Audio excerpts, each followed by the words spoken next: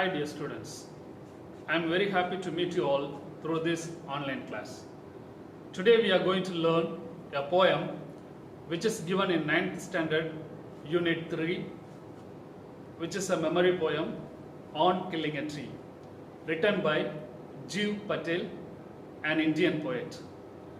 Before we learn the poem, we must know something about the author so that we can understand the poem in a better way. So when we learn about the author, we will come to know his background and the background of this poem, on which situation this poem was written by the author. So first, let us learn something about the author. Dear students, the title of this poem is On Killing a Tree. Now we are going to know something about the author. This poem was written by Jeev Patel. As I told you, he is an Indian poet. He was born on 18th August 1940.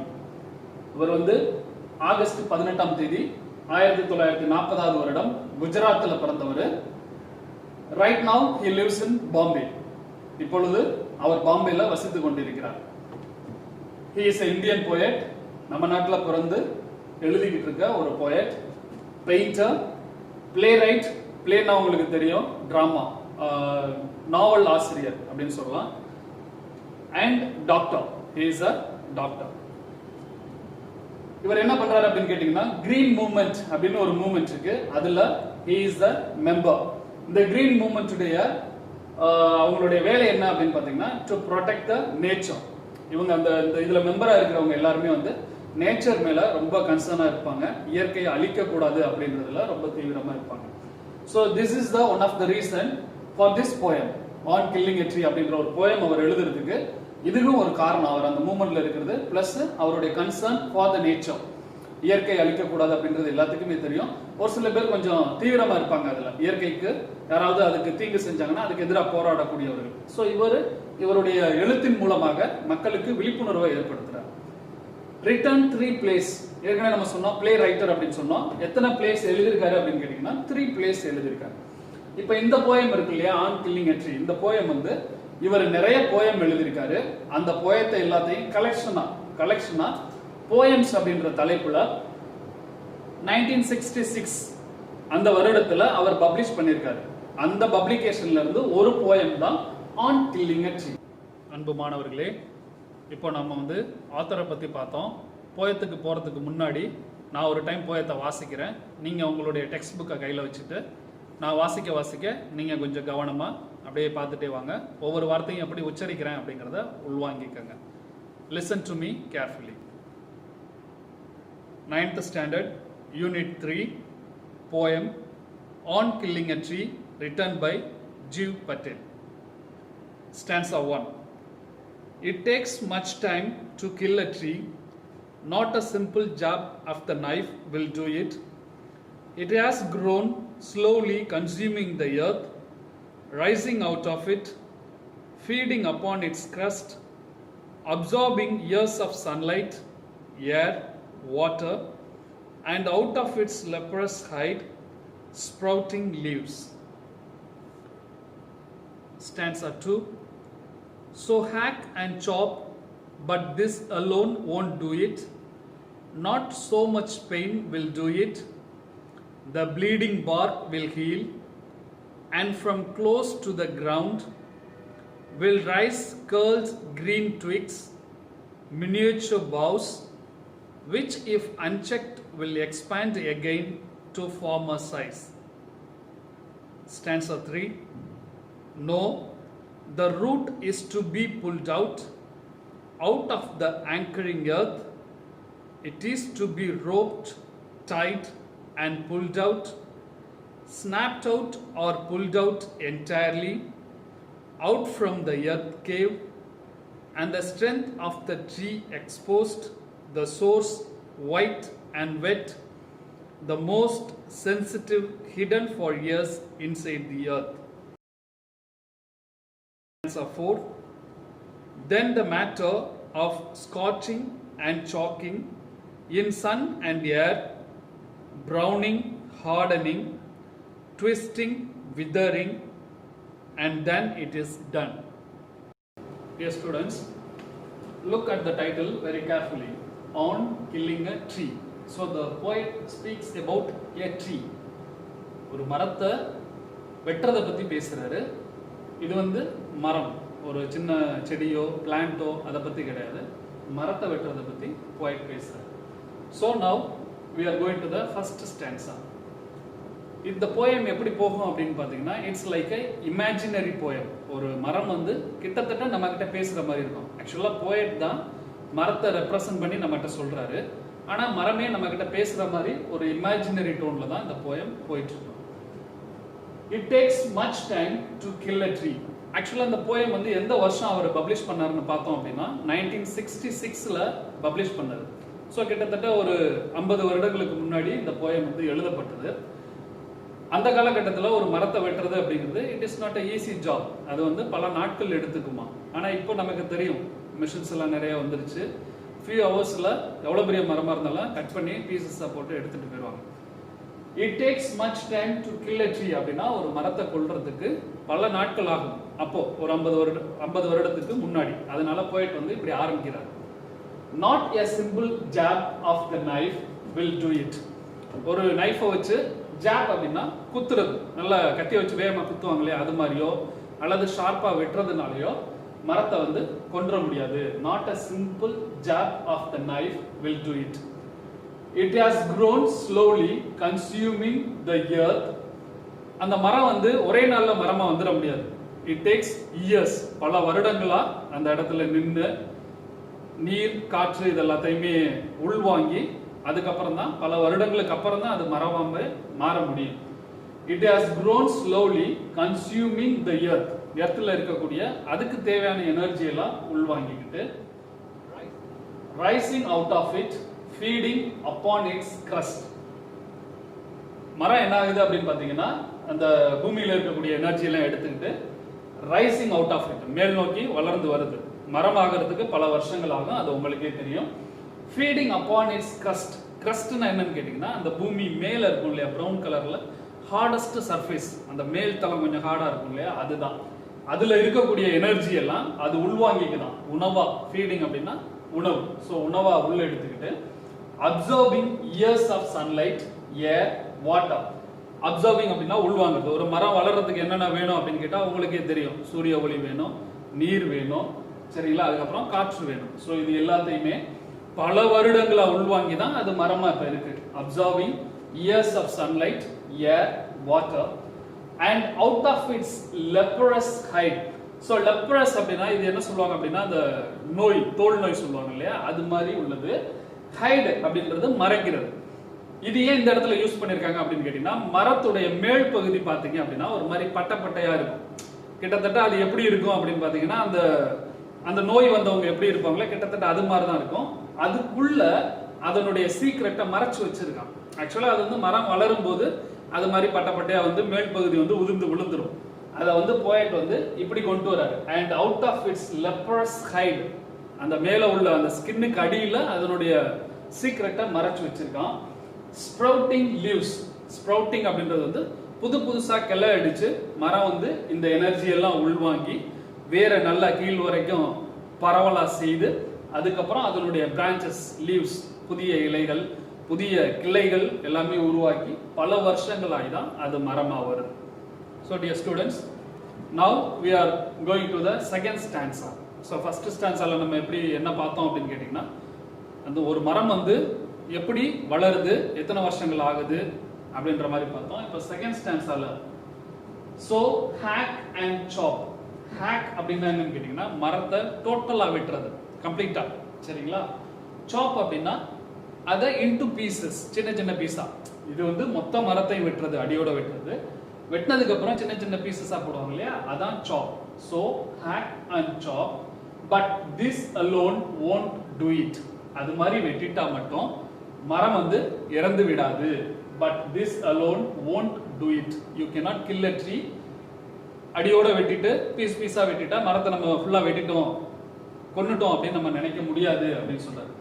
Not so much pain will do it. அப்படி நம்ம வெட்டும் போது மரத்துக்கு வலிக்கும் அப்படின்னு சொல்றாரு. சரியா? not so much pain will do it. the bleeding bark will heal. நம்ம மரத்தை வெட்டும் போது இந்த இடத்துல எப்படி கம்பேர் பண்றாரு அப்படின்னு பாத்தீங்கன்னா, கிட்டத்தட்ட ஒரு ஹியூமன் பீயிங்கை மர்டர் பண்ற மாதிரி, ஒரு மனிதனை கொல்றது மாதிரி மரத்தை வெட்டுறதுக்கு சமம் அப்படின்னு சொல்றாரு. the bleeding bark, மரத்தை வெட்டும் போது அதுல வந்து ரத்தம் வடியுமா. the bleeding bark will heal, அப்படி வலிஞ்சாடும் கூட கொஞ்ச நாள்ல அது சரியாயிடுமா. ஹீல் அப்படின்னா குணமடைகிறது. சரியா? சீக்கிரமா குணமடைஞ்சிடும். and from close to the ground, நம்ம மரத்தை அடியோட தான் வெட்டியிருக்கோம்.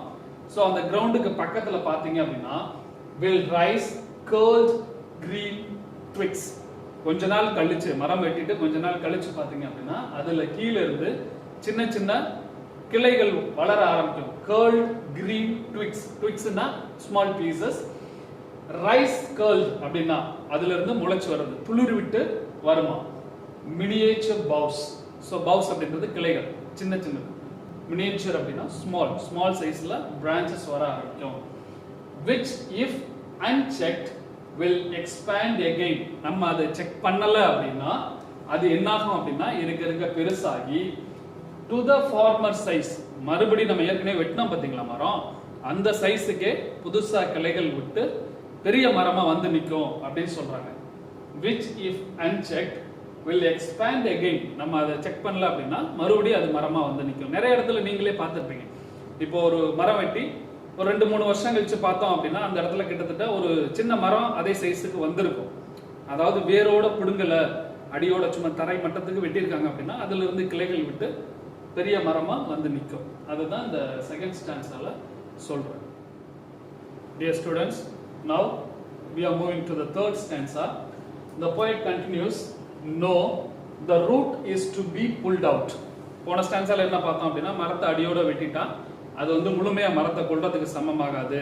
ஏன்னா அது கீழே இருந்து new branches will come out. Few years later அந்த பழைய மரம் சைஸுக்கு அது வந்துடும் அப்படிங்கிற மாதிரி நம்ம பார்த்தோம்.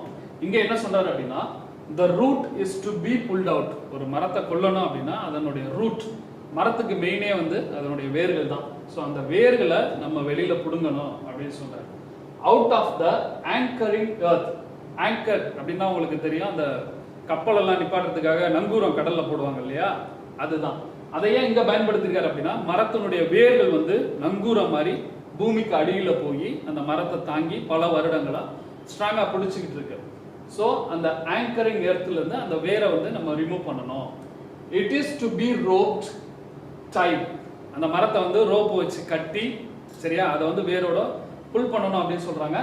நம்ம ஏற்கனவே சொன்னோம், இது வந்து ஒரு 40-50 வருடங்களுக்கு முன்னாடி எழுதப்பட்ட போயம். அந்த காலத்துல மரத்தை வந்து இப்படிதான் வெட்டுவாங்க. ஆனா இப்ப அப்படி இல்லை, நிறைய மிஷின்ஸ் வந்துருச்சு. ஜேஜிபினாலே சிம்பிளா ஒரு ஃபியூ ஹவர்ஸ்ல எவ்வளவு பெரிய மரமா இருந்தாலும் வேரோட பிடிங்கிறாங்க. அண்ட் புல்ட் அவுட், ஸோ கைத்துல கட்டி அதை வேரோட பிடுங்குவாங்க. ஸ்னாப்ட் அவுட், ஸ்னாப்ட் அப்படின்னா ஒடிக்கிறது. மரத்தை வந்து ஒவ்வொரு பகுதியா கயிறு கட்டி வெட்டி விட்டு ஒடிச்சு அப்புறம் அடிப்பகுதியை வெட்டுவாங்க, அதான் snapped out. Or pulled out entirely, கம்ப்ளீட்டா அந்த வேர் பகுதியை என்டையரா புடுங்கணும் அப்படிங்கிறாங்க. Out from the earth cave, அப்படி நம்ம புடுங்கும் போது பாத்தீங்க அப்படின்னா அந்த மரம் நின்ன இடம் வந்து கிட்டத்தட்ட ஒரு குகை மாதிரி இருக்கும், சரியா, அந்த அளவுக்கு வேர் வந்து போய் படர்ந்து இருக்கும். அதை தான் சொல்றாரு out from the earth cave, அந்த பூமி குகையிலிருந்து அந்த மரத்தை வேரோட கம்ப்ளீட்டா எடுக்கணும். and the strength of the tree exposed. So அப்போதான் அந்த மரத்தினுடைய ஸ்ட்ரென்த் எது அப்படின்னா வேர்னு சொன்னோம். அந்த வேர் வெளியில வந்து எக்ஸ்போஸ் ஆகும்போது தான் மரம் வந்து முழுமையாக சாகடிக்கப்பட்டது, சரிங்களா. the source white and wet, அப்படி நம்ம மரத்தை புடுங்கும் போது அதனுடைய சோர்ஸ் ஆன அந்த வேர் எப்படி இருக்கும் அப்படின்னு பார்த்தீங்கன்னா கிட்டத்தட்ட ஒயிட் கலர்ல வெட்டா கொஞ்சம் ஈரமா இருக்கும். அதுதான் அந்த பூமியில இருக்கக்கூடிய அந்த ஈரச்சத்தை அது தாங்கி அந்த மரத்துக்கு தேவையான நீர் சத்தை அது கொடுத்துக்கிட்டு இருக்கும். the most sensitive hidden for years inside the earth. so the most sensitive part of a tree is the root. so பல வருடங்களா பூமிக்கு அடியில மறைஞ்சிக்கிட்டு இருந்த அதனுடைய சென்சிட்டிவ் பார்ட் வந்து இப்ப என்ன ஆயிடுச்சு அப்படின்னா வெளியில கொண்டுட்டு வந்துட்டாங்க. இப்ப நீங்க ஒரு விஷயம் யோசிக்கலாம், என்ன சார் போயட் வந்து இவ்வளவு தெளிவா வந்து சொல்றாரு, இவர் சொல்றது எல்லாமே பார்த்தா கிட்டத்தட்ட ஒரு மரத்தை எப்படி கொல்லணும் அப்படின்னு நம்ம கிட்ட சொல்றாரா, அடியோட வெட்டக்கூடாது வேரோட புடுங்கணும் அப்படிங்கிற மாதிரி நம்ம கிட்ட சொல்றாரா அப்படின்னா இல்ல. அவர் என்ன சொல்ல வர்றாரு அப்படின்னு கேட்டீங்கன்னா அந்த போயம் மூலமா மரம் வந்து எந்த அளவுக்கு கஷ்டப்படுது, கிட்டத்தட்ட ஒரு ஹியூமனை கொல்றதுக்கு சமம் ஒரு மரத்தை வெட்டுறது அப்படிங்கிறத ஒரு சோகமான டோன்ல அந்த மரத்தினுடைய வலியை நம்ம ஒவ்வொரு விஷயமும் செய்யும் போது, அதாவது ஒரு கிளைய ஒடிக்கும் போது அல்லது அடியோட வெட்டும் போது அல்லது வேரோட புடுங்கும் போது அதனுடைய பெயினை லைன் பை லைனா நமக்கு எக்ஸ்பிரஸ் பண்றாரு. அதனாலதான் இத இந்த டோன்ல நமக்கு கொடுக்குறாரு. சரிங்களா? Dear students, now we are moving to the last stanza. இப்போ போன ஸ்டான்ஸால என்ன பார்த்தோம் அப்படின்னு பார்த்தீங்கன்னா, ஒரு மரத்தை வந்து வேரோட பிடுங்கிடுறாங்க. அதுக்கப்புறம் அந்த மரம் என்ன ஆகுது அப்படின்னு பார்த்தீங்கன்னா, then the matter of scorching and chalking. Scorching அப்படின்னா இப்போ வேரோட பிடுங்கப்பட்ட மரத்தை என்ன பண்ணுவாங்க அப்படின்னா, சன்ல அப்படியே சூரிய ஒளியில அப்படியே காய விட்டுருவாங்க. அப்படி காய விடும்போது என்ன ஆகும் அப்படின்னா, சாக்கிங் அப்படின்னா இட் cannot breathe. அந்த மரத்துக்கு வந்து அந்த காற்று வந்து உள்வாங்க முடியாது. அதனால அந்த மரம் வந்து அதுக்கு மேல வளர முடியாது. சூரிய ஒளியில காய ஆரம்பிச்சிடும். காய ஆரம்பிக்கும் போது அதனால சுவாசிக்க முடியாது. ஏன்னா அதனுடைய வேர் வந்து பிடுங்கப்பட்டுச்சு. அதுக்கு தேவையான தண்ணியோ அதுக்கு தேவையான காற்றோ உள்ள போகாது. இன் சன் அண்ட் ஏர், சூரிய ஒளியிலையும் அந்த காற்றுலையும் அதை அப்படியே போட்டுருவாங்க. Browning, hardening. ஸோ இப்போ வேரோட பிடுங்கப்பட்ட மரம் வந்து என்ன ஆகும் அப்படின்னா, கொஞ்ச நாள்ல அதனுடைய கலர் வந்து சேஞ்ச் ஆகும். பிடுங்கும் போது மரம் வந்து கொஞ்சம் பச்சையா இருக்கும். கொஞ்ச நாள் ஆகும்போது நாளடைவில் அது என்ன ஆயிரும் அப்படின்னா, அதனுடைய கலர் வந்து அந்த காஞ்ச மரம் எப்படி ஆகுமோ அதுக்கு கலர் சேஞ்ச் ஆகும். ப்ரௌனிங். ஹார்டனிங், அந்த மரம் வந்து கொஞ்சம் ஹார்ட் ஆகும். Twisting, withering. ஸோ அது என்ன ஆகும் அப்படின்னு பார்த்தீங்கன்னா, அந்த மரமானது சுருங்க ஆரம்பிக்கும். ஃபர்ஸ்ட் நம்ம வேரோட பிடுங்கும் போது எப்படி இருக்கும், கொஞ்சம் பளபளன்னு புதுசா வெட்டின மரம் எப்படி இருக்குமோ அப்படி இருக்கும். நாளடைவில் அது என்ன ஆகும் அப்படின்னா, அந்த மரம் வந்து கொஞ்சம் கொஞ்சமா சுருங்க ஆரம்பிக்கும். விதரிங் அப்படின்னா அதுல உள்ள இலைகள் எல்லாமே கொட்ட ஆரம்பிச்சிடும், மரம் காய ஆரம்பிச்சிடும். And then it is done. So அப்பதான் ஒரு மரம் வந்து முழுமையாக கொல்லப்படுது அப்படிங்கிறது. அதாவது வந்து ஒரு மரம் வந்து இந்த பூமியில வேறு ஊன்றி அது மரமா வர்றதுக்கு பல வருடங்கள் ஆகுது. அதே சமயத்துல அதனுடைய வேர் வந்து உள்ள போய் ஹிடன் ஆகி நல்ல ஸ்ப்ரெட் ஆகி இருக்கு. அப்படிங்கும்போது அந்த மரத்தை வெட்டும் போது முழு மரத்தையும் வேரோட பிடுங்கி அதை பல நாள் சூரிய ஒளியில காய வச்சாதான் அந்த மரம் வந்து முழுசா கொல்லப்படுது அப்படின்னு நம்மளுடைய ஆத்தர் சொல்றாரு. அவர் வந்து எதுக்காக இந்த விஷயத்த சொல்றாரு அப்படின்னா, அவருக்கு இயற்கை மீது உள்ள ஒரு பற்று. மனிதர்கள் வந்து யாரும் மரத்தை கொல்லக்கூடாது. இப்ப நம்ம காலகட்டத்தில் பாத்தீங்க அப்படின்னா அதிகமான மரங்கள் வந்து வெட்டப்படுது. என்ன காரணம் அப்படின்னு பாத்தீங்க அப்படின்னா, ஒரு அபார்ட்மெண்ட்ஸ் கட்டுறதுக்காகவோ அல்லது ஹைவேஸ் போடுறதுக்காகவோ பல ரீசன்ஸ் இருக்கு மரத்தை வெட்டுறதுக்கு பின்னாடி. அப்போ வேற இடத்துல மரம் நட்டு அதை வந்து நம்ம சரி பண்ணலாம். சரிங்களா? அதை தான் இந்த போயத்துல ஒரு மரத்துக்கு இவ்வளோ சஃபரிங்ஸ் இருக்கு அப்படிங்கிறத போயட் நமக்கு எக்ஸ்பிளைன் பண்றாரு. Dear students, now we learned the poem On Killing a Tree. This is a memory poem which is in page 74. First two stanzas are for memory. அன்பு மாணவர்களே, இப்போ நம்ம பார்த்த ஆன் கில்லிங் எ ட்ரீ அப்படின்ற poem வந்து memory poem. முதல் 2 ஸ்டான்ஸை வந்து நம்ம மனப்பாடம் பண்ணி நல்லா எழுதி பார்க்கணும். பரீட்சைக்கு இந்த போயம் வந்து கண்டிப்பாக கேட்பாங்க. இப்போ நம்ம பார்த்ததில்ல இந்த ஆன் கில்லிங் எ ட்ரீ அப்படின்ற போயம் வந்து பார்த்தீங்க அப்படின்னா, இதனுடைய மெயின் தீம் என்ன அப்படின்னு பார்த்தீங்கன்னா, இயற்கையை நம்ம பாதுகாக்கணும். மரம் அப்படின்றது வந்து it's not only for us, it is also for the future. நமக்கு அப்புறம் வரப்போறவங்களுக்கும் மரம் தேவை. ஏன்னா மரம் வந்து நம்ம உயிர் வாழ்றதுக்கு உதவி செய்யுது. அதே மாதிரி நாமும் மரம் உயிர் வாழ்றதுக்கு உதவி செய்யணும். மாணவர்களே, இந்த போயத்தை நல்லா படிச்சு மீண்டும் மீண்டும் எழுதி பாருங்க. மீண்டும் அடுத்த வகுப்பில் சந்திப்போம். நன்றி, வணக்கம்.